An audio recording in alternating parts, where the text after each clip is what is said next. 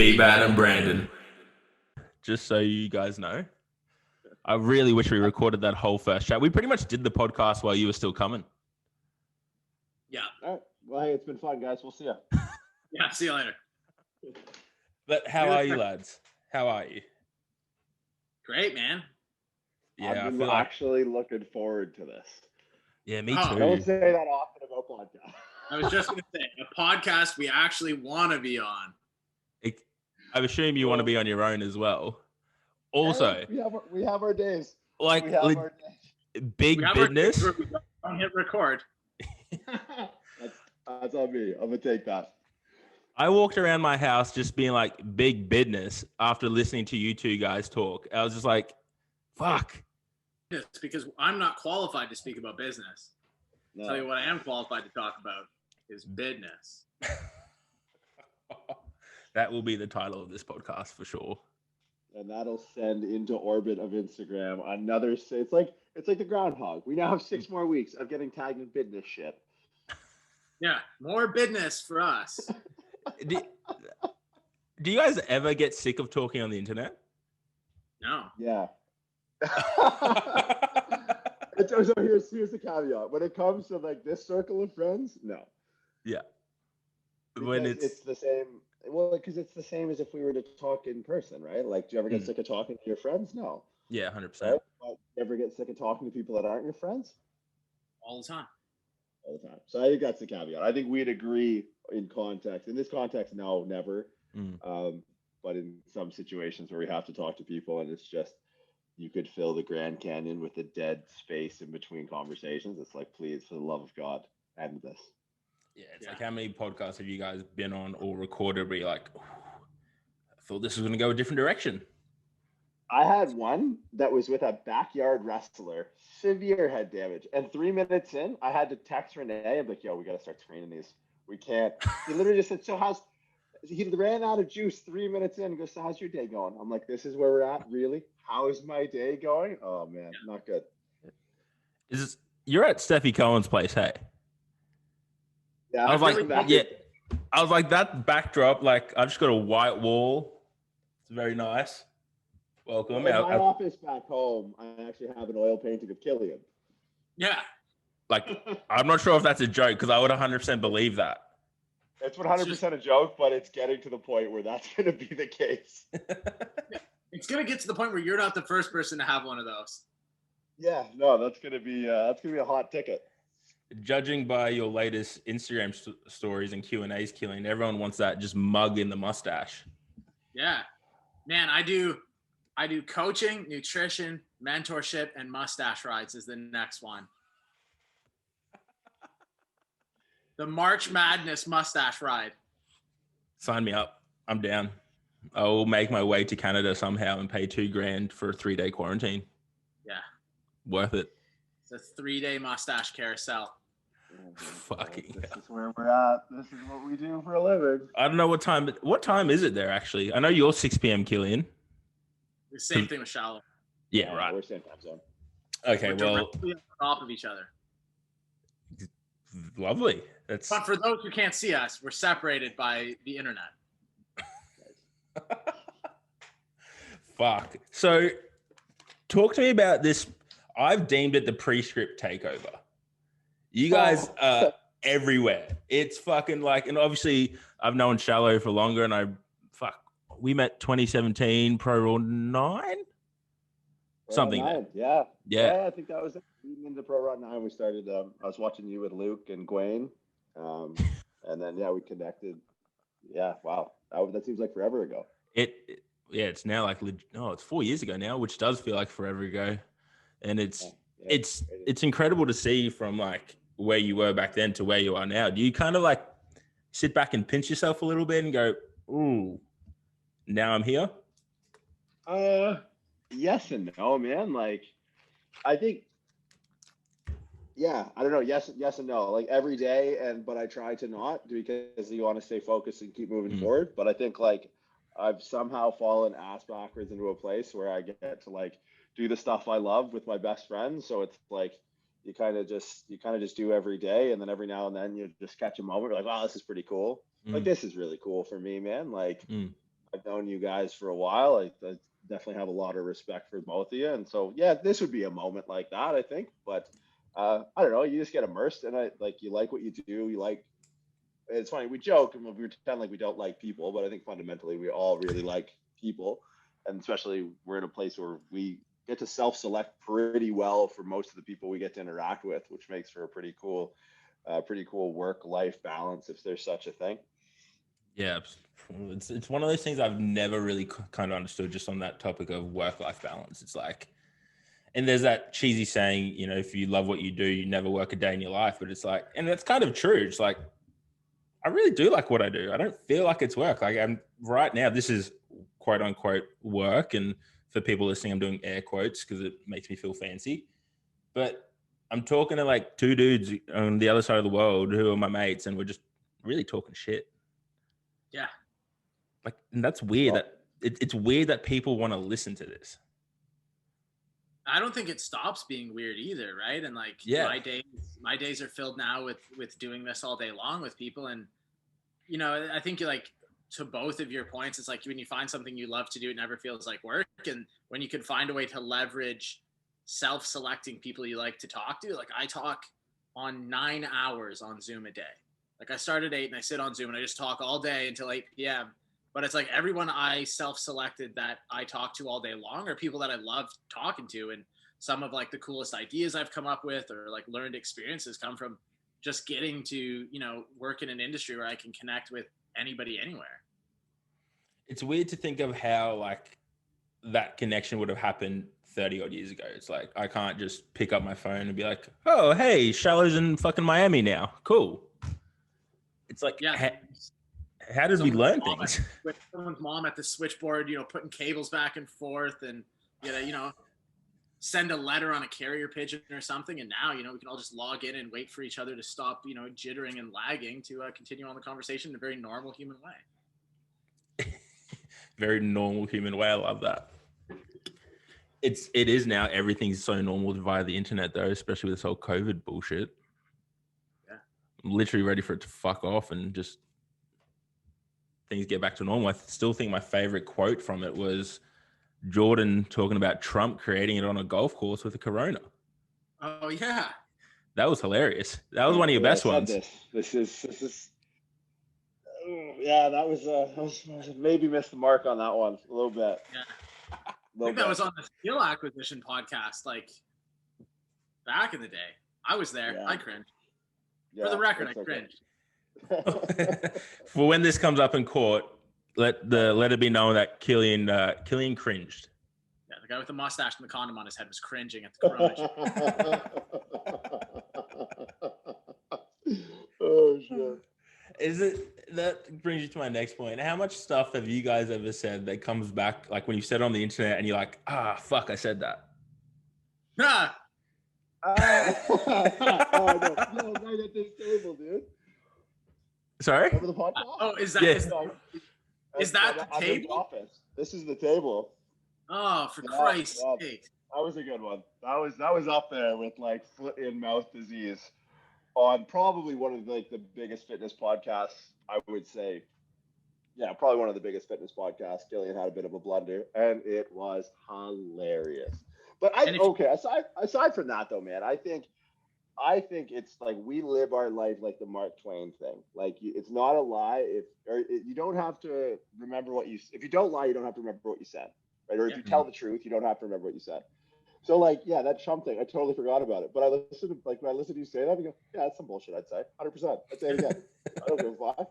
And I think that's like having confidence in your conviction and knowing your own intention when we say stuff. Like Prescript has labs now, and I think that's a big part of like back to your kind of point about like the Prescript takeover. Not to like pump our own tires or anything like that, because we just do shit that entertains us. Like when we do podcasts together, like the 3 hours leading into us hitting record and the 9 hours after us hitting record is literally a continuation of the same dialogue.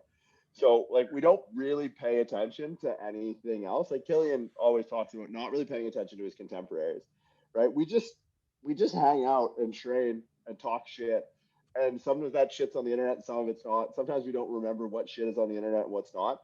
But I think I think both of us and all of us come from a place where what we do is with such good intentions that, you're not going to appeal to everyone. And I think in the mass market, when we were talking about like the business podcast, I think the business play is trying to just frankly appeal to yourself. I listen to our podcast because they entertain the fuck out of me. Like Killian slips in one-liners that I missed the first time because I was still busy laughing from something 5 minutes ago. And I don't care if anyone else listens because, like, to me, this is hilarious. But I listen to us I listen to us all the time, and like I continuously laugh. And half the time it's like when we do a podcast, it's like, dude, I just black out or like brown out when it starts. And then like I come to when Shallow like, all right, let's record the intro. And I'm like, what happened? Yeah. And I have to listen to it because people will message me and they're like, yeah, I remember when you said this thing. And I'm like, dude, I have no fucking clue what you're talking about. Yeah, but and again, like we can, in our lab sections, I keep going back to this, like we take a lot of risks, and Killian more so than me to a certain degree, but it's like, we always bring it back to we always bring it back to the people, right? Like not in some weird like prophetic way, but we try and make it about, because it's not necessarily about the people that we interact with. It's about interacting in a positive manner so that when those people go interact with their people, right, then it's going to like reap a positive outcome. So like our labs, like we just go off the rails sometimes, but everyone I hope knows, and like I think been able to self-select by being as transparent as we can with sort of like how we are and how we operate and who we are, that we self-select for, man, we got so many homies all over the world that like, don't agree on everything, but like agree on the intention that we bring to the table when we say things. And it's like a pretty, and I don't want to say safe space because shit gets thrown around like crazy, but it's a place where like you're not going to get ridiculed if you can back your shit up. So if we're going to throw shade across the bow of the internet, it's like, you best believe we're coming in with a ball peen hammer and we can kneecap a motherfucker if they argue with us. But it's like, fuck with that. You know what I mean? And it's like, that's how we operate. If Killian's fucking on a city bus and someone gets loud, if that's how we operate, if in a dark alley at night, that's how we operate in some sort of meeting with corporate executives. It's like, this is it. And it's sustainable, which I think is the best part, like for us. It's like, we don't need to put on a front. This is just take it or leave it.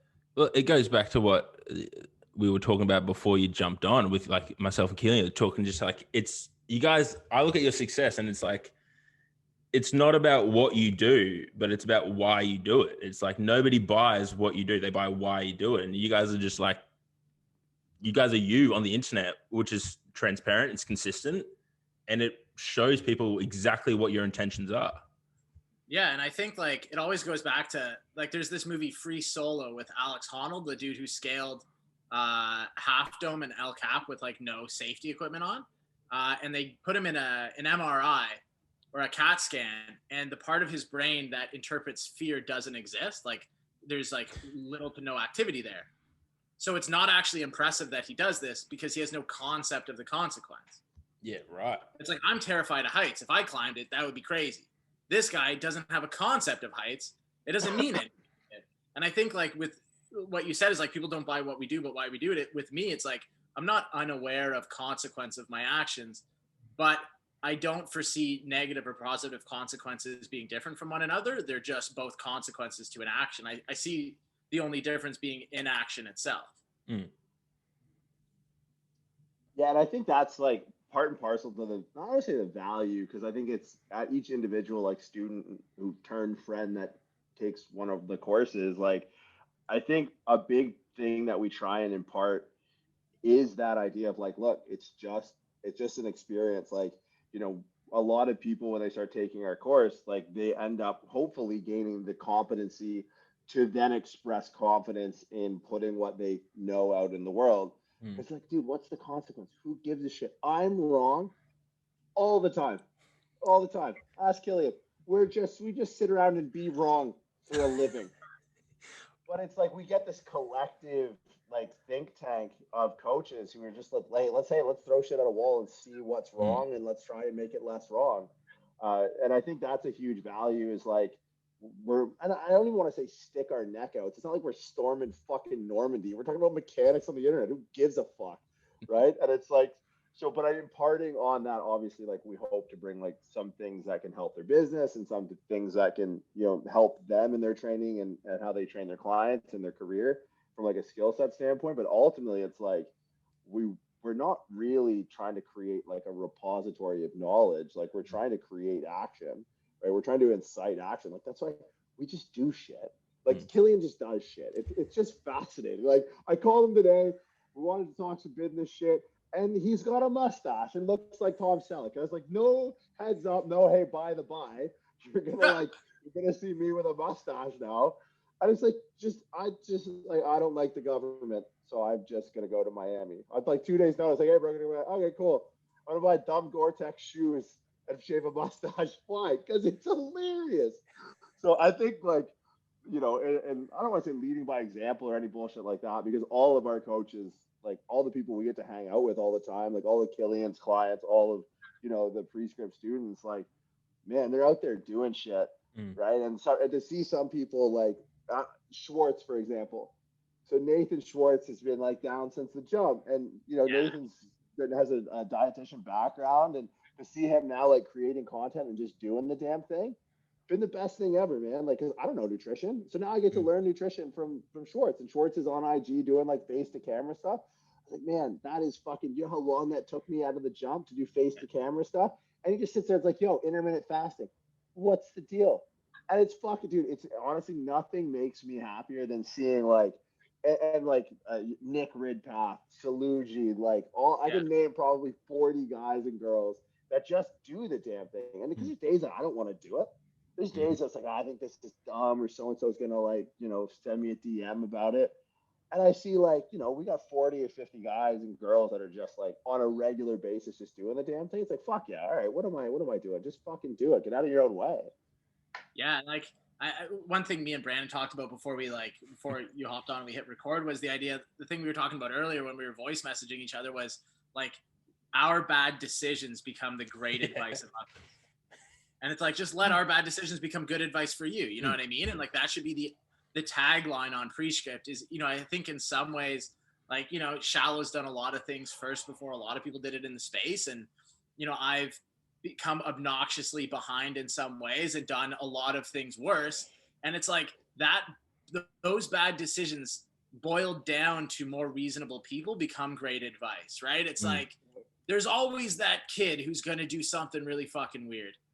But it's like, if you just take the confidence from weird kid and you do something really good, like maybe it gives the reasonable human being the confidence to move forward with it, right? If there's some part of you that can, control your behavior to a reasonable degree, then if you take the overt confidence of myself or like just the willingness of Shallow to kind of like run through walls, it's like, I think those things can help a lot of more reasonable people achieve things that are also reasonable in and of themselves or realistic, right? And I think, to a great deal of that, like with myself and Shallow, is like, I don't think we've ever written down like lofty goals of like, oh, I'm going to be the next Jeff Bezos, or I'm going to be this or that. But a lot of it boils down to us just being like, hey man, I'm just going to go fucking do this tomorrow. Like, hey, this month I think I'm going to do this with my business. And like, I've never told Shallow that I'm going to do something with my business and him be like, well, actually, realistically, he's like, fuck man, just do your set. Like, shut up. And I'm like, all right, well, in a month. And he's like, just shut up and do the set already. And like the next month I'll do it, because there's just nothing in my mind that says you can't, because there's so many people that came before myself, that came before Shallow, that proved you could. Like Shallow's in Miami right now, and it's like, dude, Hayden Bowe is an example to me, like, and Steffi Koner example to me. Like he's sitting in their house, and it's the idea of those two. Like I never look at what Hayden and Steph do and go like, oh fuck man, it must be nice, wish I was. I look at what Hayden and Steph do, and I sit there and I go, oh, so you can do that on the internet? And then I'm just like, I guess I'll just do it every day and see what happens with it, right? And dude, we talked like almost 12 months ago now, and like I don't know what the fuck I was doing, living in an orange basement living on a concrete patio, and like now I live a very different lifestyle, but all it was doing the damn thing every day, and I didn't change what I did. I just did it every day for a year. And we're going back to what we were talking about before. It's like, it's just be consistent and be congruent with what you're putting out there. It doesn't have to be anything fancy. No. Like you posted a photo of you in a condom and having a mustache, and it blew up. People are really interested in that. Yeah. And I think for me, go ahead. I just think it's like, again, to come back to like the confidence thing. Like I want to talk. Like Killian approached me with the skill acquisition idea. We were freezing our bag off at a coffee shop on Queen and Bathurst, and it was just like, and you gotta, I don't know, you gotta trust and respect the people around you. And if you can't do that, then get rid of them, right? Like across the board, just get rid of them. He said, "Hey, I'm gonna do this," and the conversation was literally like, "Sounds good, let's do it." We had a conversation today about re-upping the skill acquisition for course for next semester. And I just go to him and go, I was like, "Hey man, when do you want to do it again?" I go, "I'll look at a calendar." "Great, let me know and we'll just do it."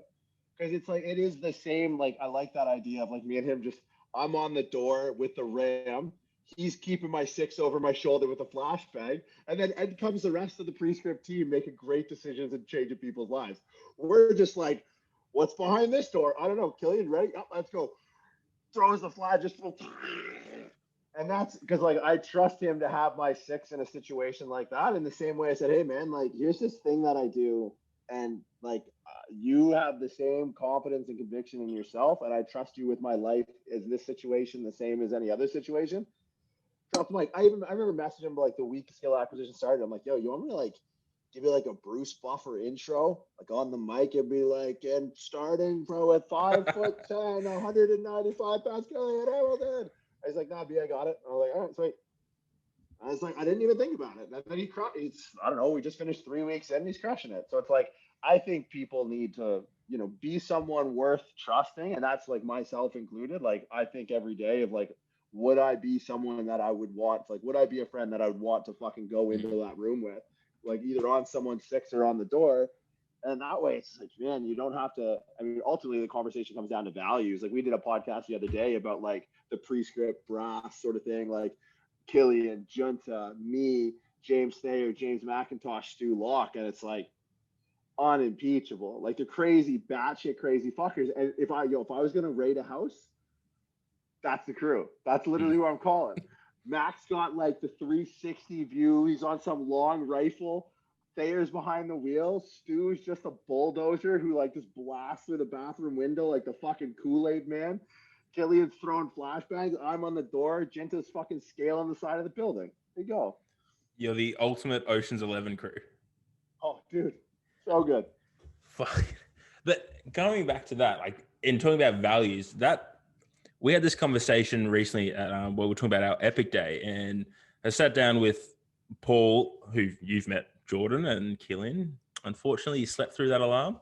Fuck, man, sorry, 2 a.m. in Canada really fucked me. That was hilarious. But we spoke about values, but that comes from buying in on what you guys do. Like nobody's going to really understand what you do buy into what you do unless you have a clear set of values. And that starts at the top. So when you say before, like, not to lead by example, it's ultimately you are leading by example though. And like you check yourself every day with that, oh, am I someone I'd want to go into battle with? It's like, oh yeah, fuck. Yeah, I don't know, man. Like Killian and I talked about this on a podcast maybe a few weeks ago that we released on RX, and it was just a matter of, I mean, ultimately it came down to like how we were raised, right? Like we're both, I don't know, I think we're both pretty tough kids from a pretty tough part of like the country, which is like coming from Canada. It's not like we're born in like Freetown, Sierra Leone or anything like that. Like we're not Coney's children, but it's like, there came a point where you had to sort of throw, and like you got advice from people about, you got put in not bad situations, but like situations where you had to think on your feet. So it's, again, the consequence thing is kind of like, oh no, I used the wrong there in an Instagram post. Like it really just helps, like, I don't know, calibrate your decision-making process, calibrate your consequences. But I think, putting yourself in a position where you're uncomfortable is an invaluable experience. Like, I always say like values are kind of like technique. It doesn't matter until they're tested. Right. Like I always make this joke of, in that Batman movie with Heath Ledger, where he's in the interrogation room with someone, with that guy. And he's like, you say you find out who's a coward, or you say you find out who people really are when they're dead or when they're dying. He's like, do you want to know how many of your friends were cowards? It's like, I think of that, like when I train and do shit, like I'll watch someone train and like they'll leave like 4 in the tank. And it's like, man, what a pussy. Like, but it's kind of this thing, like how you do one thing is how you do everything. And I know I'm just like rambling off like stupid idiom after stupid idiom, but to me, it's like, I don't know, because that matters. Like, if I'm put in a situation in my real life where it's like, I'm 30, I've been married, divorced, in and out of pretty serious relationships, lived out of a suitcase, been in countries where I don't know the language, don't have any money, don't know if I'm going to make enough to get out. And it's like, I don't know, you gotta stick to your guns in those situations. So a lot of people, they're so afraid to like step out of their comfort zone that if something even remotely challenging comes like knocking on their door, they have no experience with having to like have the fortitude to like maintain their values in that situation. Yeah, I think like just to add on to Shallow's point, like a lot of it just from idiom to idiom, we'll just bounce idioms back and forth. But it's like a lot of it comes from that idea of like, like values and character don't matter until they're tested. And like, you don't shape yourself as a human being unless you get tested yourself, right? Like if you do nothing ever, nothing changes. You lay the same. And in skill acquisition, we talk about this quote that says, what's shaped on the anvil isn't a product of the anvil, but it's also a product of what it is struck by.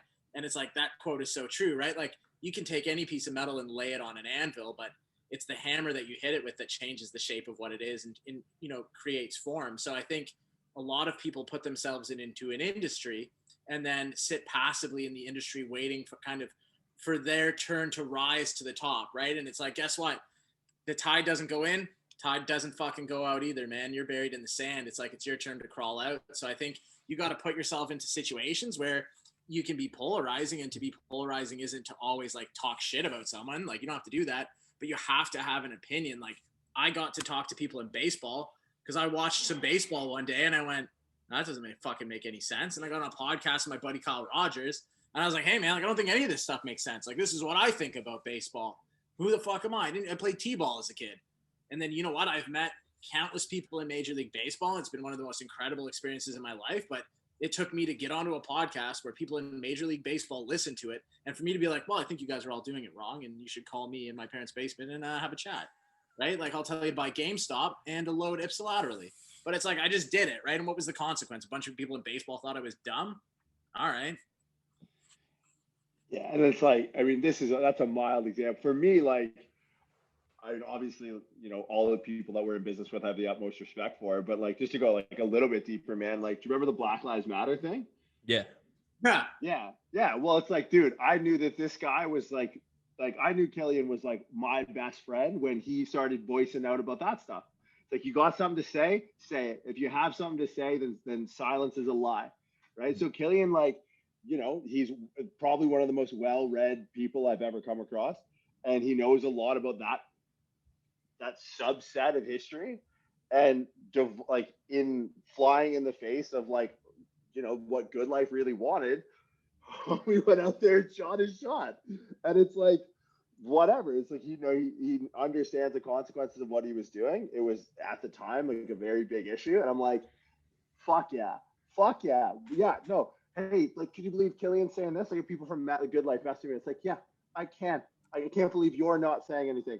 This guy, Team Killian, 100%. So when it comes to like, yeah, I don't know, ipsilateral fastball, it's like, what the fuck? Like, but it's, again, how you do one thing is how you do everything, man. So, it's moments like that where it's, what is the content of someone's character, and the people who are idly sitting by in those situations are when the rent's due, man, they're just left standing still holding the bag. It's like, I don't know. It's when you see stuff like that, for better or for worse, man, like I think action is always better than inaction. Like I was walking on the street the other day and there was like two dogs like going at it, and there's only one owner and there's a bunch of people standing around, and it's just like, there's a problem, I have a solution, I can just run over and grab one of the dogs. And then I grab the dog and say, oh, like it's all chill. And I look back and there's 10 people. It's like, why did none of you just think to go in? But don't even think, like, just go. There's like, there was towels in the washer the other day. And it's like, well, these probably should be folded. All right, I'm going to fold the towels. Like, I don't know. It's just, it's crazy to me. And that's why that quote reigns so true, is like the same Killian that's going to fucking speak his mind about an issue that bothers him, that an issue he's educated on, is the same dude that's going to fucking, Major League Baseball. Hi, welcome to my wood paneled basement. It's my parents' place, and I'm going to tell you how it's all wrong. It's like, again, what are the consequences, right? So I think people just need to get out of their own way. But I think the first thing of doing that is know where you are first, and your roadmap is going to be led by the values and how you like interact with people, and more importantly, I think how you interact with yourself. A lot of that comes out, and I'm gonna like, I know a bit of your backstories. Like we've from obviously Jordan, we've talked heaps. Killian, we had that 10 or 20-minute chat before Jordan jumped on, and it's like, how much of that though comes from like you were talking about your experiences before, and you grew up in Ontario. I really don't know where that, like, vaguely know where that is, but it's like we've all faced shit, we've all done shit we're probably not necessarily proud of, but it's put us in situations where it's like, I'm either gonna have to fucking fight my way out or fuck, I'm dead. And it's like that situation teaches you so much. But how do you try and people who've never been exposed to that shit, how do you try and tell someone that? How do you try and tell someone, oi, get up off the couch and just fucking go do something? It doesn't have to be like something specific, just go do anything. Yeah, so this is what I used to do when I was a personal trainer, like in Good Life, one-on-one in a commercial gym. Like we would sell people a year of personal training. It would be like $10,000, $12,000. And you basically sit down with people and you'd be like, all right, you want to lose 50 pounds? It costs this much. And they'd say no. And I would give them 2 pieces of paper. And I'd say, listen, all I do is facilitate behavior change. You're going to leave this room making a commitment. You're going to commit to losing 50 pounds or you're going to commit to staying the same. But either way, you sign the contract.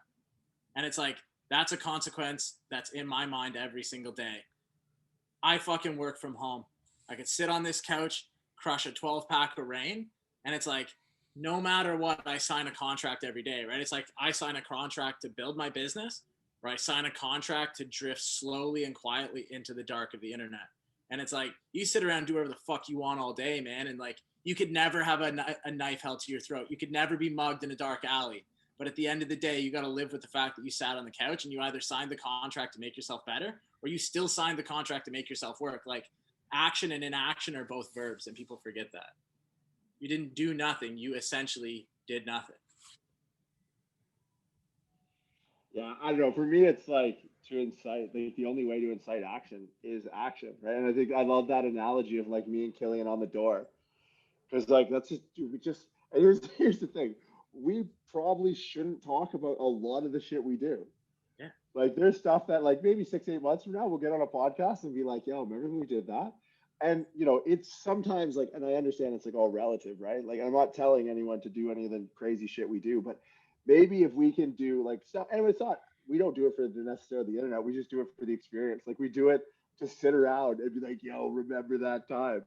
That if we can like bring that to someone who might have trepidation in going from, you know, pre-contemplation and action phase to execution and action, it's like, well, look, if these guys are nuts enough to do this, I can at the very least make a website, or I can at the very least do an Instagram post, right?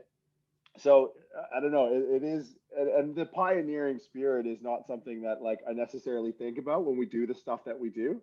Like we do so much dumb, and I would say dumb shit, but we just do stuff that entertains us. And the more, I don't know, the more our lifestyle, the more our careers allow us to do it, we kind of opens our doors, and so we can kind of do new experiences and travel places and buy shit or don't buy shit or whatever. And it's just, I don't know. I feel like it's just it's a byproduct of like the work that we've seeded to get here. And I think we all, like, I remember, you know, looking up to some of the people that are kind of close friends of ours now and just being like, wow, like for me, it was almost like a Roger Bannister effect. And we've talked about this before.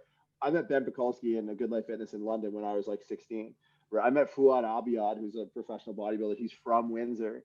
When I was in, around the same age, around 17. And I was like, dude, these guys, Fouad came out of us like at the same town I came out of, right? With the same circumstances, with like not necessarily any advantages, and fucking dude made it happen. Now, dude, Fouad's podcast is like one of the best podcasts. And the conversation, it's funny, like, and I've talked to Fouad, and he's given credit to me on his podcast for him starting his podcast. And I was like, dude, do you understand why I'm in the position I'm in right now? Because when I was 17 years old, I went to the Good Life Fitness on Central Avenue, and I saw you and Paul Lowe's on lifting weights, and I was like, dude, this guy got out. He took a risk. He cashed in. So like, it wasn't that risky for me because someone had already done it before. You know, it's like not like biomechanists, whatever the fuck we are, has come out of Windsor, but someone was passionate about something, followed it through to the nth degree, and got out of a situation that was no different than mine, right? So there was like a safety, a comfort to that. And so when he was talking to me about a podcast, and we've been running RX Radio for like 4 years, and I was like, dude, are you serious? Like, you gave me the confidence to leave home, go to Toronto, go to California, go out, and like, you were the impetus to that. You were one of the motivators, like, man, it can be done. And you're sitting there telling me that you can't start a podcast? Dude, compared to what you've already done, that's a layup. Like, that's nothing. It should be a joke. So I think in like just our ability to keep pushing those boundaries, you know, like, to me, I can never pay Fuad back. I can never pay BPAC back. I can never pay, like, I don't know who else. I could never pay Junta back for what he's done, right? Like, I could never pay Killian back for what he's done. So the only thing we can do is try and pay it forward, right? So it's like, and I think that's what we try and do, like, take the time to take the time, because there were people that took the time to help us develop, right? Like, you know, BPAC's like, hey, do you want to come on a podcast? Once. And he's like, hey, do you want to do a bunch of seminars? And I was like, how the fuck could I ever pay this dude back? He's like the smartest bodybuilder in the world. And he's like, hey, you want me to make you kind of successful? Maybe give you an opportunity. And it's like, there's no vehicle that exists that I could put in that guy's driveway to pay him back for him taking a shot at me. But what I can do is like, hey man, like, who can I take a shot on, right? Who can I try to give this opportunity to? And imparting not only the opportunity, but hopefully imparting like the wisdom to those people to try and keep paying it forward. Because you see, and like, I like to think that with what I'm seeing with our coaches and the way they interact is like, you know, they're shouting each other out. They're getting each other on their podcasts. They're creating websites. They're creating businesses. They're doing all these things together as a means of just trying to pay it forward. And that's more payback than I could ever ask for to be put in this position. Absolutely, man. Like, what you guys have created there, and like, I was part of pre-strip level 1, and I still get, you know, I still talk to those guys from that crew, and then even the ones coming through now, they're still like, hey, you've done pre-strip level 1, and it's like, yeah, I have. And like, now I've hired a coach, and the only reason I did was because she's done pre-strip level 1. Like, yeah, and it's like, how hearing that for you, what does that do for you? My brain melts. Red wire touches the blue wire. It's like Lawrence Fishburne has the red and blue pill, and I just domed both of them. No, he's like crushed them up and railed them. Like, it doesn't make any sense to me. Because ultimately, like, all I do every day is I just kind of do cool shit I like to do with my friends. And I feel like a 7-year-old describing my day. Like, if you ask me like MS Hetherington's sandbox where I went to elementary school, it's like, what do you like to do? Like, I don't know, hood rat shit with my friends. It's like, oh, okay. What do I do now at 30? I just do hood rat shit with my friends. And it's so like, it's compounding in such a positive manner that it's like, you know, there's reinforcement now for doing this thing. And like, obviously there's some parts of the business that have to be done and you need to accept that responsibility. But to hear that, like, you know, someone hired someone else because there's a confidence in their competence that stems from something that was an idea in my head 4 years ago, 5 years ago, it doesn't make any sense. And kind of like Killian said earlier, it's like, I don't ever want it to make sense. That's not normal. I don't ever want to be in a position where I take that for granted. Like, I will always be like completely taken aback if maybe that'll never happen again, who knows? But like, if I'm ever in a situation again where someone says that, whether it's 5 years, 10 years down the road, like, that will be in that day the craziest part of that day, without a doubt. To me, it doesn't make any sense. Does that come back to, I think we spoke about this before, Killian, about resting on your wins? Like, I feel like, because that gets drilled into you, like, oh, you got to be grateful for it out. You got to look at everything for where it is. But I feel like that takes the foot off the gas.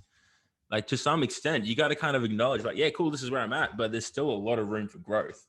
That's kind of how I've always looked at it. It's like, going back to what you guys said before, it's like, I want to do cool shit so that one day when I sit down with my grandkids, I can say, back in my day, I did this. And you fucking, like, they'll be like, whoa, my fucking grandfather's maddest cunt out. It's like, sorry, again, cunt's a good thing, sorry. I gotta stop saying it. My mom keeps telling me to, like, stop. So anyways. Keep going, man.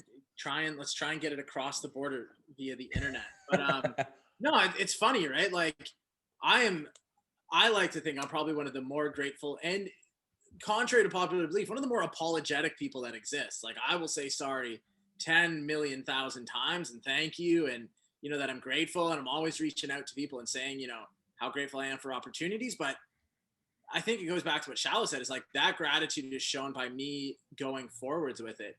It would be ungrateful of me to get to a position in this industry in which the ceiling is null and void and go, this is good enough. Because my success is built on the effort I put in every day, right? Like when I did carpentry, you didn't build a building and then just go home. You went and started another building. Like you build a house by lunch, you don't go home. You go across the street to the next lot and build another house. So it's like my success is built on the effort I put in day to day, not the result. So like I've always been one to celebrate daily practices, not the consequences of them. Like I'll celebrate getting up at 5 a.m. every day, working to 8 p.m. every day, and then Shallow calling me and telling me to take a break and fly to Miami and hang out. It's like I'll celebrate the fact that I got up every day and worked, or that I'm bombed out on acid and I'm at 1 a.m. in a fucking Hard Rock hotel, ass naked on a bathroom floor trying to update programs, because that's what I do, right? So if that's what it comes down to, like I'm ass naked on the marble floor putting in work because, oh my God, that's going to have memes drawn about it. Oh, But it's going to be so great. it's like, that's, I think, what it is at the end of the day, right? Like if you're a measure of what you're obtain, you're not a measure of a man, right? It's like you can put as much as you want in a closet, but I'm not a fucking closet. I'm a human being, right? So I think you're a measure of what you do every day. 100%. Like that, I think sums it up perfectly. It's like, and correct me if I'm wrong, but what I guess you're saying is like it's not about what you have, but it's like who you are. And again, going back to that testing of your character. Yeah. When shit gets tough, it's like, do I really want to do this? Do I really want to make this Instagram post? Do I really want to just go train? Like, I'm not gonna lie, I'm back in knee wraps for squatting, and it is like the worst fucking thing ever. Like, right, but that's the worst part of my day, and I'm like, I'm doing good. Like if that's the worst part of my day, I'm doing really good right now. Yeah, it's like if I have to get on a call with somebody and they're going to tell me that they gained 4 clients because of some harebrained scheme we came up with to get them more visibility. And it's not a harebrained scheme, but it's like if something that I did via sheer ignorance of the, societal rules around being somebody on the internet help somebody else grow their business. And that's the worst hour of my day. Like I'll get on that call 11 out of 10 times. Right. And it just, again, it does go back to like you're a measure of your character. And there's so many people that I look up to where it's like, yeah, man, like somebody posts a picture that they drive a Porsche and they're wearing off-white sneakers that cost 2 G's. I've never looked at that and been like, fuck that guy, because that's a measure of what they did, right? Shallow told me from day one, like having money is a physical measurement of hard work. And that's one statement like, dude, I'll get that tattooed on the palm of my hand. Someone said like, what are you going to get tattooed on the palm of your hand? It's pay me. It's a measure of the work I put in, right? So I'll never forget that. And that's what I look at every day. It's like, it doesn't matter what the number is, but it's like just knowing that I can put a physical measure to what I do daily. To me, like it's all to me, it centers around service, right? Like essentially, like if someone asks me what's the meaning of life, it's to be a service to others, period. That's it, right? So it's like when I'm uncomfortable, it's like we're lucky enough to have whatever been confident. Like my parents kicked me out of the door, like, look, go do the damn thing. I remember when I was like 5 years old, I was like learning how to skate, and I didn't fucking want to be on the ice. And my mom went from one side of the bench on the other side, like on her, like in her shoes, while I was on the ice. I was like, all right, get your ass over here. And I fell 1,000 times and I cried 1,000 times, and she did not let me get off that fucking ice until I made it to the other side of the bench. And once I made it to the other side of the bench, I had to go back. And like fast forward, I remember being 16, working at a hardware store, and dude, I just got buckled. Like I was fucking hammered drunk. Puke, rally, puke, rally, puke, rally. Oh shit, I need to put on the red home hardware shirt and go work. Mom, I'm not going to work today. You don't go to work, you don't live in this house. You made a decision to fucking go out and get drunk last night and didn't say shit. You're 16 years old. I don't give a shit as long as you get your ass to fucking work. I spent half that shift in the bathroom. A few nights ago, I texted Killian that I was up to some shit in Miami.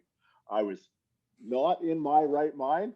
I said, yo, bro, just thinking about you. Hope you're doing well. But guess what, dude? I was up till 2:30 a.m. because I could not sleep because what I was doing. And then, but 7 a.m. came up, alarm was off. I was coming off a really spacey nap. And it's like, look, dude, this is the price of doing business, right? You want to go out, you want to get spun with your friends, you got to be up at 7. Took the dog for a walk. I was on my computer. I was useless, but I still had to do it. Right. So I think like keeping your celebration short, because understand, look, like your time, if you don't like value the service you can bring to people in the little time you have, then what are you doing here? Right. That's like, we're lucky. Like I said, we're lucky enough to be put ourselves in a position or be have put in a position by others, again, that we can never pay back.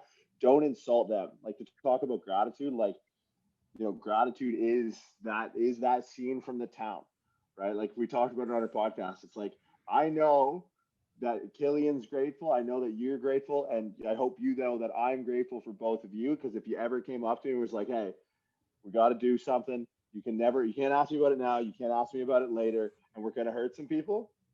Whose car are we taking? That's gratitude, right? So I think for me, it's like that's how you show that you're grateful for the opportunity that you have, is like to not take it for granted, like not just rest on your laurels, like keep your celebration short, and then it's like back to work, and it's like you're not working for yourself, like you're not working for money. It's like Killian kind of alluded to, it's like you're working for the money is just the recognition of hard work, right? And it's like hopefully the recognition of value that you've brought to other people. So it's like I do off like not often because I like doing what we do like for myself, but the byproduct of that is you're helping other people. Like you definitely do that. And that kind of like brings up the argument just off what you said there, Jordo, that everything we do, like whether it be whatever it is, it's like we get a kick out of it. So it raises the argument, like, are we selfish beings? Yes. Oh, 100% agree. Yeah. Like, I think, and that's such a good point to bring up. Like, I think everyone who listens to this call should, not fuck themselves, because I've said that before, but should just reflect first on the selfishness of all endeavors, right? Like, I know I've said this before, like, philanthropy is the most selfish of pursuits. Like, imagine a philanthropist. Think of who that person is. Somebody who's a philanthropist has so much fucking money that they can give so much money away that it doesn't fucking matter to them. That's crazy. That is so selfish of them. Like, they're like, I'm going to give you $5 million because I don't need it. That is a selfish human being. It's not a selfless human being. Whatever got them there was a selfish pursuit. And I think for everybody, your ability to help others stems from a selfish pursuit of something that motivates you. If it's acts of service like it is for Shallow, if it's a status thing that elevates some other people, if it's, I don't know what the fuck motivates me, man, like just trying to say crazy shit on the internet till someone tells me to stop, like that's my selfish pursuit. But it's like, if what you do selfishly in turn drives the selfless act of helping other people, then be fucking selfish. Because, man, the only people that hate money are the people who don't fucking have any. Fucking oath. Agreed. I thought Charlie was going to jump in there. He looked like he was pondering on some point. He's still pondering. It's just whatever the net result is, right? Like the motivation doesn't matter. Like, someone hits someone with their car. It's like, I didn't mean to do it. It doesn't matter. The guy's still dead. Next question. Right. So it's like, someone like Zuckerberg donates whatever 2.3 bill to some charity that he starts. It's like, he's not Mother Teresa. That's just like the oldest tax haven fucking trick in the book, right? He's like trying to buy half a Kauai and he's did hide his money from Uncle Sam. But at the end of the day, like, look, if I don't give a fuck about my privacy rights. If my kid's got cancer and Zuck's got a hospital, like, yeah, cool, man. Monitor my Facebook status. I don't give a fuck. Like, my kid's going to hospital now, so that is 100% a selfish pursuit.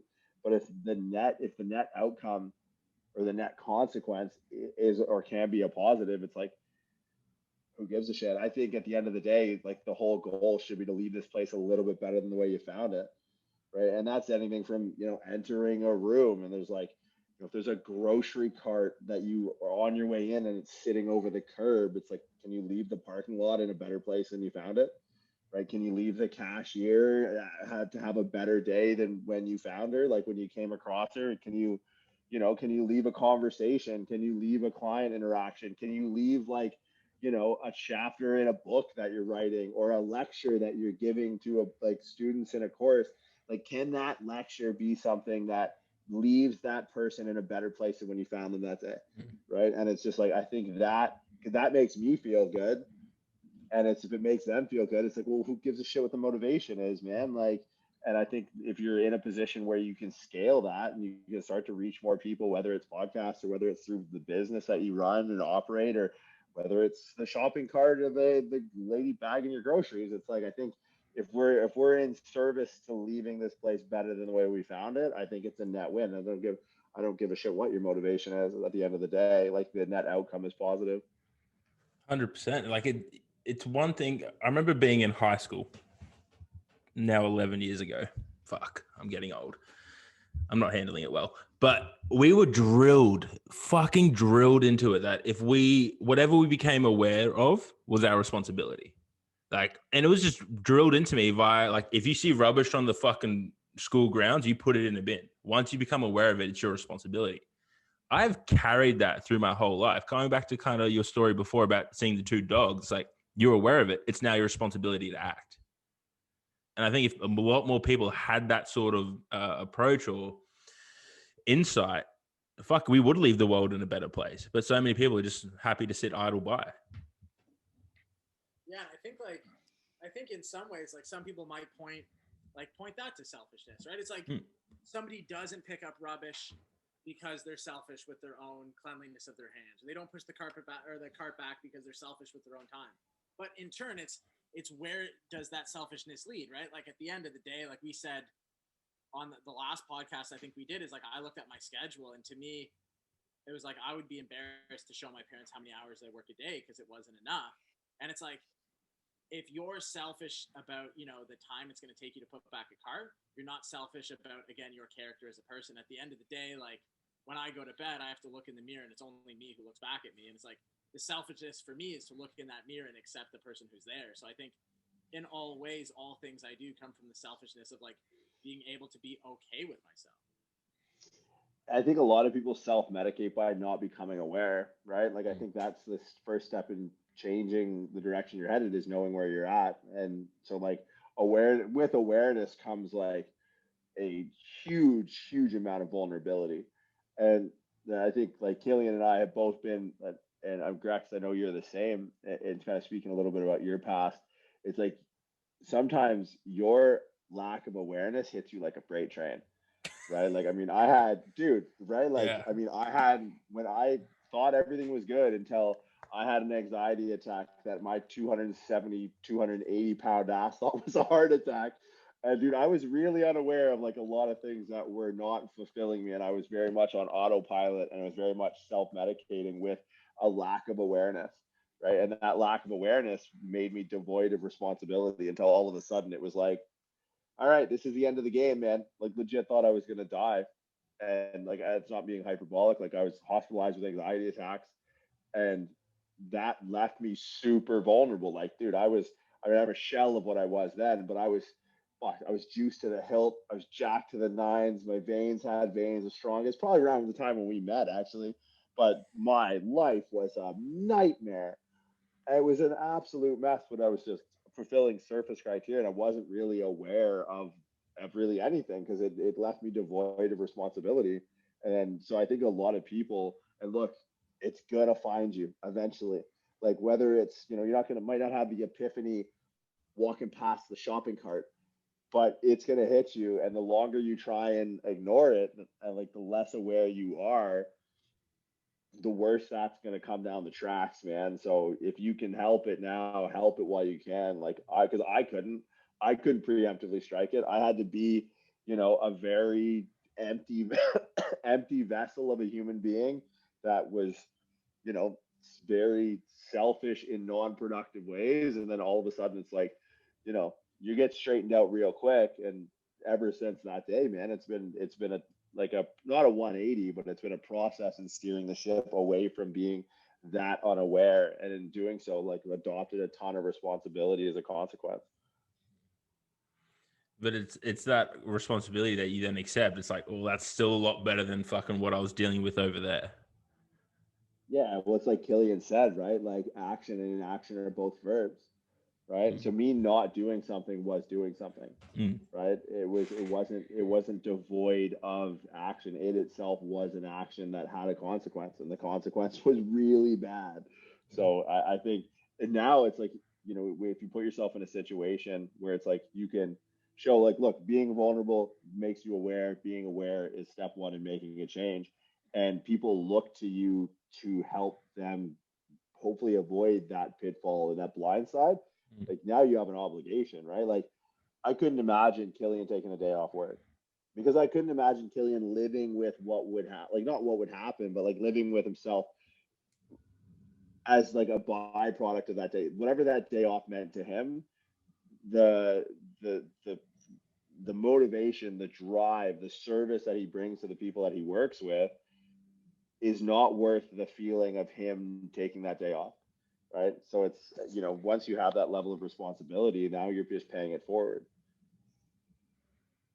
Absolutely. I had a point and then I forgot it. I'm not gonna lie. It just went straight out of my head. That was a really good line. Fuck, it's Well, lost on it's, me. dude, like I had, man, Killian. So how about this? So we have a friend of ours. His name's Bill Elliott, Muscular William, if you will. Bill called me last night, man. So Bill and I, like, we keep in touch. Bill's just into fitness. We had a podcast with Bill on RX Radio, and Bill has some like pretty crazy health problems, like Yeah. real crazy shit. Um, and Bill called me last night, and dude, like it's crazy to me, and I've been thinking about it ever since. It literally changed my entire perspective because, like, I've been in Miami, I've been not fucking around, but I was talking to Killian earlier, like, man, I was here for 2 weeks, like my head just wasn't in a good place. And Bill actually called me last night. He sent me an email. It was like, hey man, like, can you take 5 minutes to talk? I was like, oh shit, yeah, 100%. So I called him a few times. He called me back, and Bill called to apologize for not coming to hang. So Bill lives 2.5 hours away from me and Killian. And he hit me up one day. It was like, hey, and this is like right in the middle of the COVID stuff. And I hope he doesn't mind that I'm sharing this, but like, it meant a lot to me for someone to kind of put themselves in a vulnerable position. And I never thought twice of it. So a few months ago, Bill hit me up. I was like, hey man, like let's hang. I was like, yeah, fuck yeah, Killian, let's get Bill out. Let's go train. Let's do some stuff. Let's get him out of Teeswater.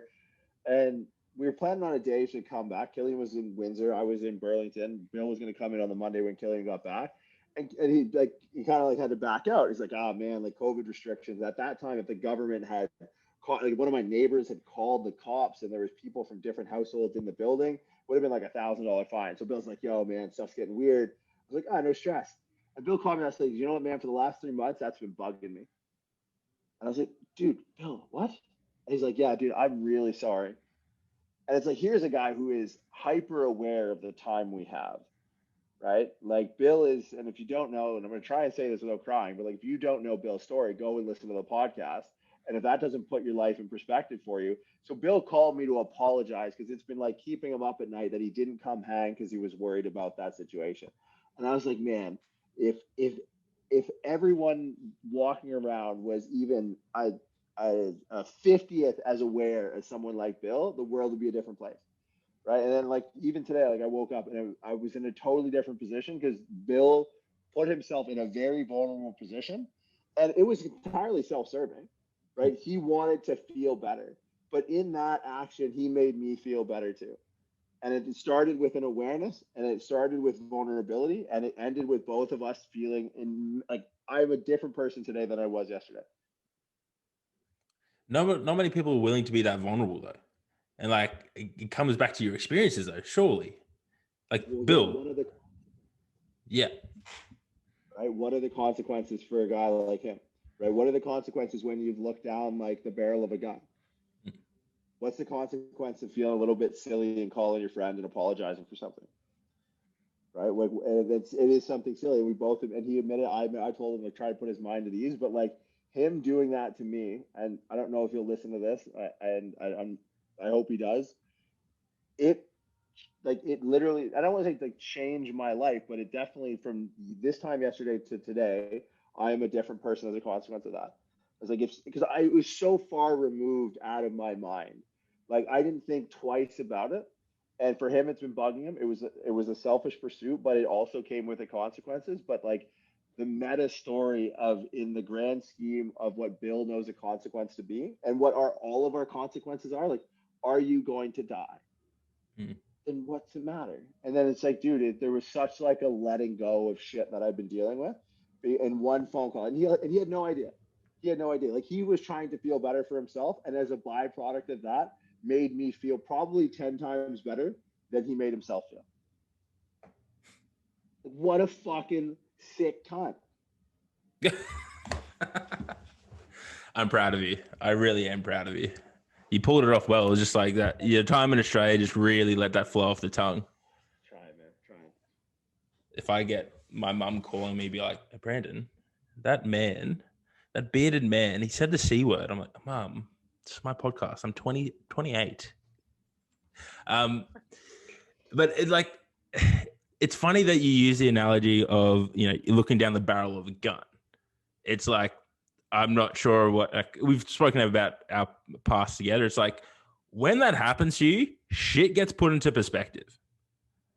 It's like, I remember this one time, this was how old am I? 28, roughly 10, 11 years ago. It's like, I had a gun pointed in my head over 10 grand worth of fucking gear. It's like, is my life really worth 10K over gear? Like, is that how my fucking story is going to be told? When it's like on my grave, on my tombstone, it's like, died over $10,000 worth of gear. It's like, oh shit, I'm going to make some changes. My life ain't going in the right direction. But it's that experience that you can't like, people can listen to that story and they'll be like, holy fuck. But it's like, until you live it, you can't really understand it. Yeah, I think like, man, if you go through experiences like that, right? Like if you have a gun pointed at your fucking head over gear, you have a knife held to your throat from the backseat of a fucking Chevy Impala. It's like, you know what I mean? If you break a guy's hand with a ball peen hammer, like, I don't know, like, I don't know who you are before any of those experiences happen. And I don't think any of us truly know who we were either. Because 100%. You were someone who is not that person now, right? Like there is a new memory bank, right? There is a new envelope that you open up every time and you think in your head, what is a consequence, right? And it's all learned experience. So I think it's so hard to go, like, if people don't have that experience, can they truly know what consequence is? It's like, you know what? They probably know what their consequences are because fuck, I don't know what consequences were till those things happened either. And I don't know what it meant to defy consequence either. And I think that's a big thing. Like, it's one thing to know what a fucking dire consequence is. Number two is, can you act knowing what the consequence may be and just go, fuck it, this is apparently worth it to me. So it's like, dude, some people are talking shit about people that like I love, respect, and help me out in my life. People want to talk shit about black people. I'm going to go out, swinging and say, fucking, I don't agree with this. I'm going to post whatever I want to say because what's the fucking consequence on the internet? Someone's going to slide in my DM and talk shit. It's like, dude, I'll post my fucking address. You want to talk shit? I'll tell you where I live. I'll give you the entry code. So it's like, fuck you. But I only know that that's a reaction to a consequence because I've known reactions to far worse consequences. So for all of us, it's like, man, we can sit here and go like, yeah, none of this shit matters to me. But man, before we went through that, what would have mattered or would not have mattered, right? Like when I was a kid, I was very much like, I didn't even speak when I was spoken to. I spoke like through my old man. Like we would be places and people would ask me questions and I would just be silent. And my dad would have to talk for me because I wouldn't talk to people. And it's like now people can't even talk when they call me because it's my hour to say whatever the fuck I want to. And it's like, dude, I'm a different person. But what is that, right? Is it having an acquired brain injury? Is it getting fucked up? Like, I don't know. But something changed who you were before and after. And I truly believe it's like you aren't who you were before that consequence. And you weren't who you are now. I mean, there's science behind that, right? Like gene expressions get turned on by stress. So you're not who you could be until you put, and it's like, here's the thing. It's like, I think you can access these levels of awareness without making the dumb decisions that this Mount Rushmore of morons has made, right? The thing is like, there's because in where I grew up, and where Phil and I grew up, it's like there's two types of people. There's people who can calibrate for these consequences and act and understand moving forward that this is the level that the game can be played at, and then there's people who are dead or in jail. Hmm. There's really, to a certain point, like there's some kids that grew up all right, but there's like literally a neighborhood that one of my closest friends is from.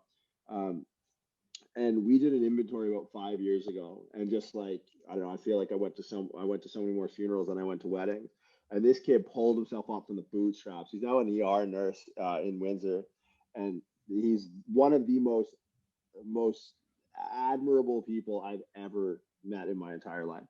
Like, odds stacked up against him from the fucking jump. I didn't know. You know how I found out what a meth lab was? Because he was explaining to me why the windows in the basement, two houses over in the projects that he grew up in, were smoked out. I was like, yo, what's the deal? I was like, oh, meth lab. I listened to a 12-year-old friend of mine explain to me what methamphetamines were. I was like, what is it? I wasn't until I saw Breaking Bad when I was like 22 that I really realized what the fuck was going on 2 doors down from Jake's house when he was growing up. Right. And we did an inventory of like, yo, where's Zero? Yo, where's this guy? Yo, where's Vasar? Where's this guy? And he's like, jail, dead, jail, dead, couple kids, jail, dead. And it's like, and then there's kids who made it. Right. And like, and again, like you wouldn't wish that on anyone, but those are the consequences. It's like sink or swim. Right. And I think we've all been lucky enough, and I think lucky enough to be in situations where it's like those genes turned on pretty quick. And whatever we expressed was enough to keep us here for another day and maybe rethink the 10G juice deal. Right? Maybe rethink hopping in the back of the fucking, in the whip to roll up on your boys that rolled up on your boys. Like, think twice about going down that alley before you get back to your car at 2:30 at night when you're walking down Polisher Avenue in Windsor, Ontario. It's like, that pain is knowledge really quickly, and that's true of like physical pain. Of like, you stubbed your toe, didn't fucking know the coffee table was there. All of a sudden, there's a fucking Beretta on your forehead, and you're like, I missed something. This is psychologically painful and will be for some time, but it's knowledge, man, and it's not something you wish on someone, but if you find yourself in that position, man, you have to learn, because if not, you won't survive. 100%. And it's almost like those experiences don't really, I've always looked at it as like, it's not necessarily, in Killian, you said before, it's like you didn't know yourself before that. It's like, I just feel, and I truly believe it just stripped away all this bullshit of what I thought I was and what my environment had told me to be. Or, like I'm the middle child of two sisters. One's fucking very successful, owns part owner of a jewelry company, has a husband, has a kid. My little sister's a property manager and some real estate. They're doing good. People ask my mom and dad, like, oh, how's Brandon? They're like, he's alive. He's good. I think he makes money. It's like, but that's just how it is. And it's like, before that time, I was just living some bullshit lie of like what I was supposed to be. I'm trying to just make other people happy. Now it's like, I had to learn very quickly that's not the case. I had to learn very quickly, like, I just need to strip this bullshit back and, cool, it's okay to be whatever the fuck I want to be. It's okay to do whatever I want to do, as long as I understand the consequences. As long as I'm like, is this going to impact in a good way? Oh, it makes me feel good. I'm going to do that. Yeah, and I think, like, it's funny, the last statement you made, which is like, is this going to make me feel good? Yeah, I'll do that. It's kind of like, I don't know if you can be a good person if you're not, right? Like, I'd like to think everyone's intrinsically good. I don't know if I even believe that, but I think there are people that are good and there are people that are not so good. And if you, for all intents and purposes and evidence at your disposal, can kind of think that morality wise, I am a good or better person, then if something makes you feel good, it's probably okay to do it. And I think people have so much apprehension around things that make them feel good without really just looking back and going like, am I just generally a good person? You know what I mean? It's like, did I just snort a rail and then take a lollipop from a kid and punch an old woman in the face? And now I want to do something else that sounds like a good idea. Maybe that's not a good idea based on the last 3 decisions you made. But If you go like, oh, I got up today, I worked, I talked to all my clients, I got great feedback from people, I held the door for someone, I put the shopping cart back, and you know what? I think I'm going to go do this. It's probably okay because you intrinsically have that thing within you that is this moral compass of you're not going to do something bad. 100%, man. It's. I think people just need to really become more aware of what their actions, their intent behind their actions, and why. I just don't think people think through things. It's like, if I do this, this is the consequence. Is that good? Is that bad? And not even that, like when you become aware of things, you can start to predict how not only the consequences for yourself, but more so how the consequences for others are going to affect yourself. Right? Like, and I think that's the biggest thing. And just like I was talking to someone the other day, and it's like, if you run a business, you're in the people business. Like we all talk about training and all reps and sets and fucking technique and all this crap. But at the end of the day, it's like, it doesn't matter. Right? We're in the people business. And it's like, it's funny because I can see it when I'm with people in public. Like when I'm with people in public, like Killian's obviously like, we hang out, we train all the time. And it's like I can see awareness when we're in places. Like if we're in a place that we've never been before, like I can see Killian looking for the exits. You know why I know that? Because I'm looking at the exits. Because like when I walk in, it's like, what if something pops off? Why? Because I've been in a place where shit popped off, and I've made a note of like, there's the exit. So then it's like when I need to act, it's either like move away or move towards, and like, okay, exit gone. So it's like when people aren't aware, it's like they just they don't think things through, and it's not just that they don't think things through, and there's a consequence for themselves and how they act or don't act, but there's also a compounding effect of those around you of what your action or inaction was, right? Like that's like a level of like meta awareness that can start with you being aware of yourself and like I feel a certain way right now. Why is that? Right? Like I don't feel like doing this. Why don't I feel like doing this? Why I do feel like doing this. Well, why do I feel I'm happy, I'm sad, whatever. And it's only until you can recognize that in yourself where you can start to recognize that in other people. Like I remember once I went home and I was getting coffee with a friend of mine and I was in Windsor, seedy part of town, out by the university. And I'm not like Jason Bourne or anything like that, but like I know where I'm at. Like I'm in a rough part of the neighborhood. It's late at night. I'm sitting at a Tim Hortons. There's someone I don't like to not sit with I don't like to sit with my back towards doors. So I was in a position where I was like, look, can you trade me seats? She's like, don't be an idiot. So I was sitting in a place where I could actually use the reflection off of the donut case to see who was coming in the door. And as we're talking, I'm looking over her shoulder and I'm watching the donut case and I see a guy roll up with a clown mask on a BMX bike. It's 1:30 in the morning. Again, not a great part of town. And I just grab her by the wrist and I start walking for the other exit. Why? Because I know where the fucking other exit is. Why? Because I grew up in Windsor. So, and by the time the guy with the clown mask pulls out his 12-inch machete at the counter, we're already in the car. She's like, what was that about? And I was like, look inside. And there's a guy sitting there with a machete with a clown mask on. I was like, all right, we're going to leave now. And she's like, what the fuck was that? I was like, you had no idea that was happening. You had no idea. You were so not aware of that situation. If you were sitting here, and obviously she wouldn't have been sitting there at 12:30 night by herself, but there was a bunch of people in there that didn't look out for the guy on the BMX bike coming in with the machete. Welcome to Windsor. Right. And that's true of like how you interact with people. Like there's a certain empathy you can have. And I think to kind of circle back to some points we made earlier, like me and Killian go off the fucking rails sometimes. We talk shit about people who are professionals far beyond our but we can see all the faces of everyone, how they're reacting. And we're watching for like, where's the breaking point? Where's the point where we go too far? And can I be aware enough and in tune enough with their intentions, right?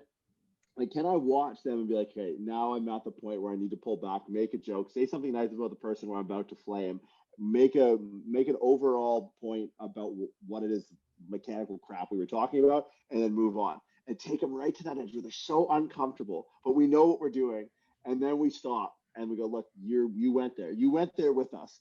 How many times in lectures or in lab sections that we go like, you're all implicated. All of you were laughing.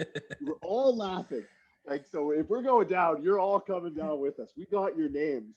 But I think it only comes with the fact that like you can be aware of yourself, you can be aware of your surroundings, and I think there's so much to be gained in relationships. Like if you can just be aware of, as a consequence of being aware of yourself, aware of other people and how they're feeling. But if you have no idea how you're feeling, how the fuck are you ever going to pick that up? Man, you just touched on like so many things, like literally.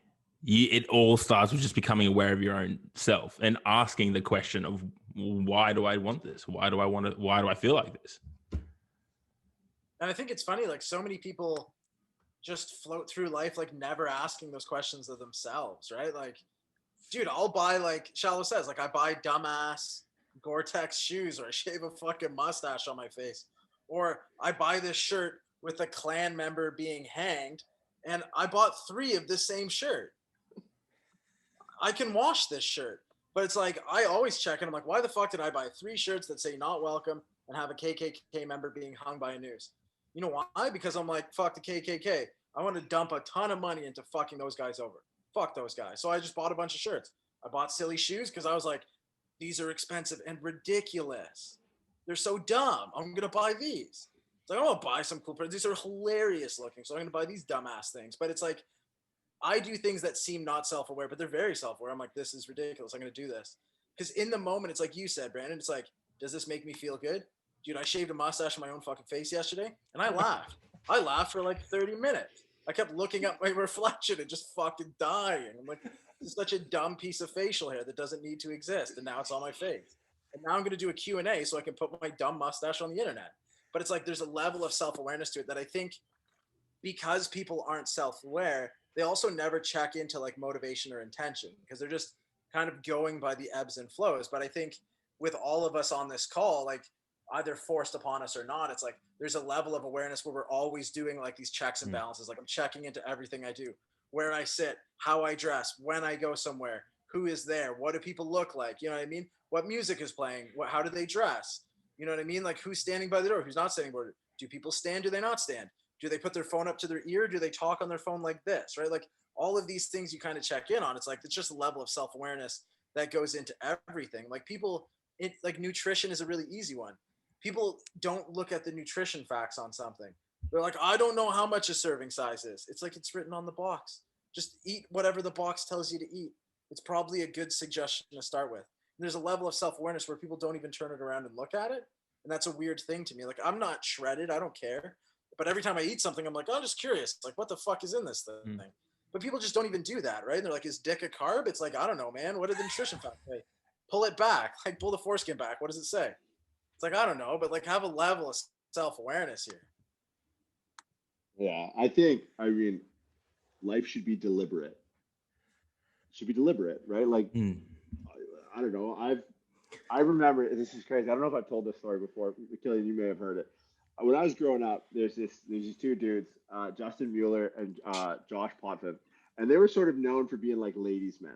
Like they could go to a party and like make out with a chick or whatever, right? They fit into Abercrombie. Mueller was pretty jacked, and they kind of worked this tandem team. And I remember sitting next to Potvin, sitting next to Josh, and Josh was coked out of his mind.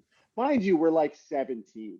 Shouts out Windsor. And he's like sitting back and he's like, yo, watch Mueller do this. I was like, what do you mean? And we're at this house party. Someone's parents were gone, the usual shit.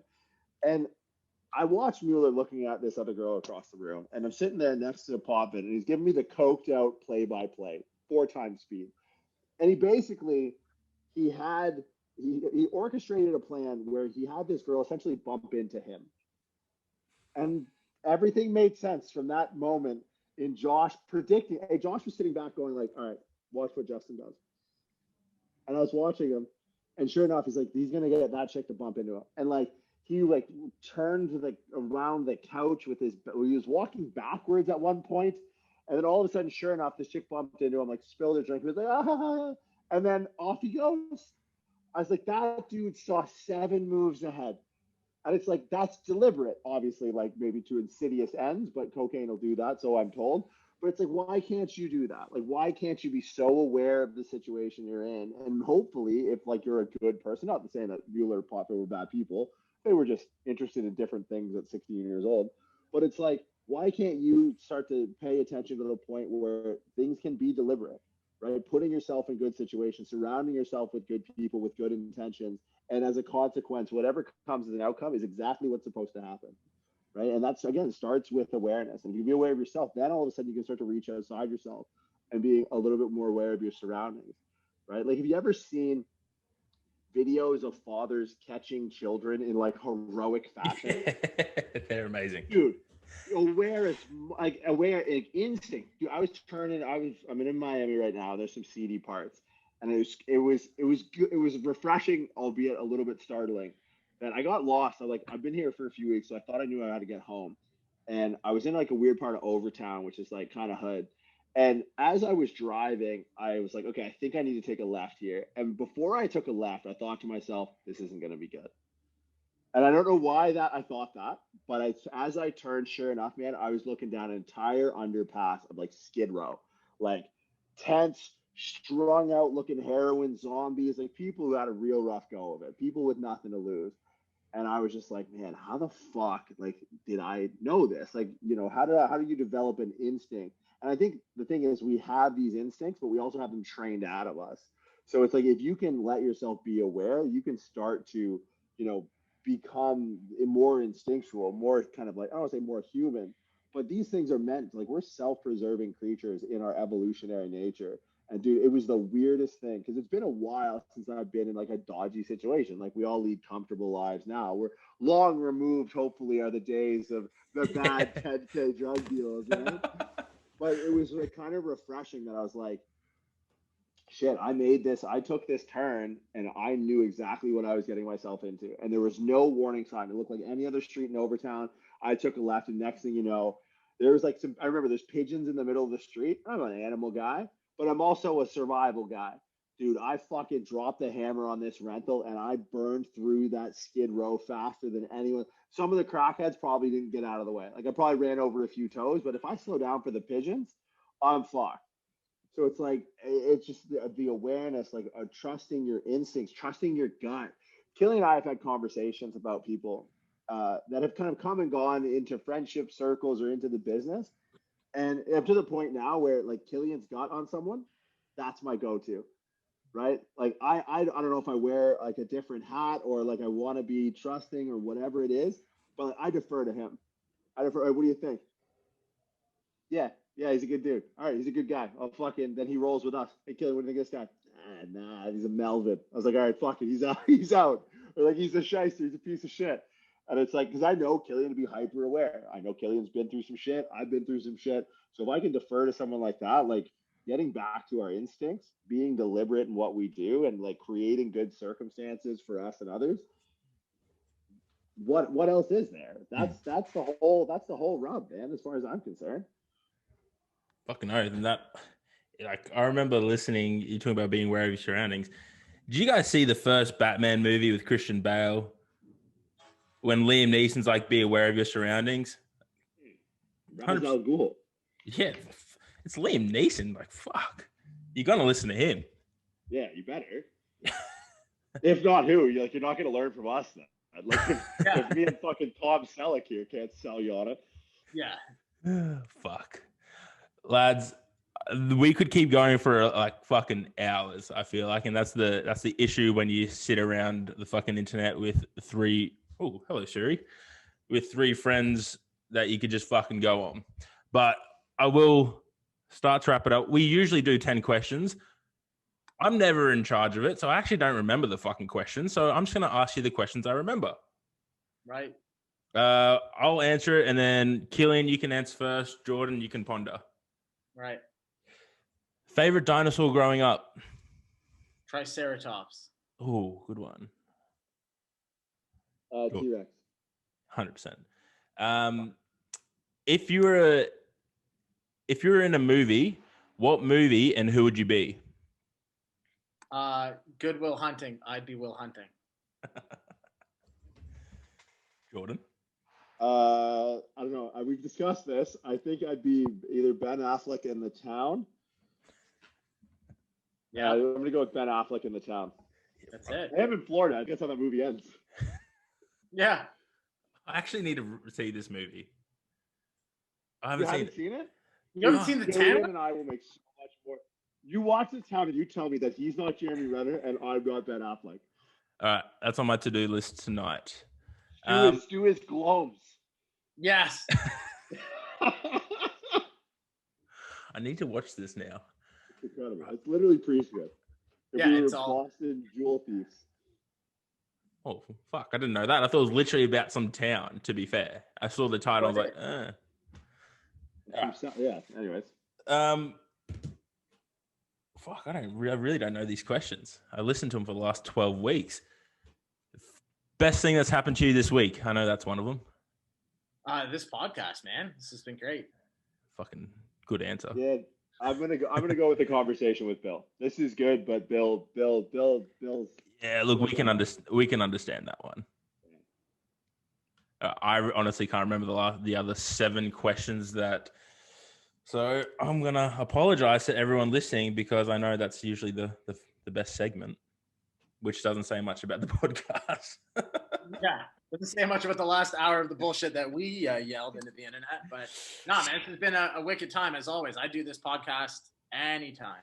Fucking oath. And we are still endeavoring to get you back on with Paul and Gawain, but Yeah, man, just not 2 a.m. for the yeah, love of God. we'll do that. Yeah, that was pretty funny.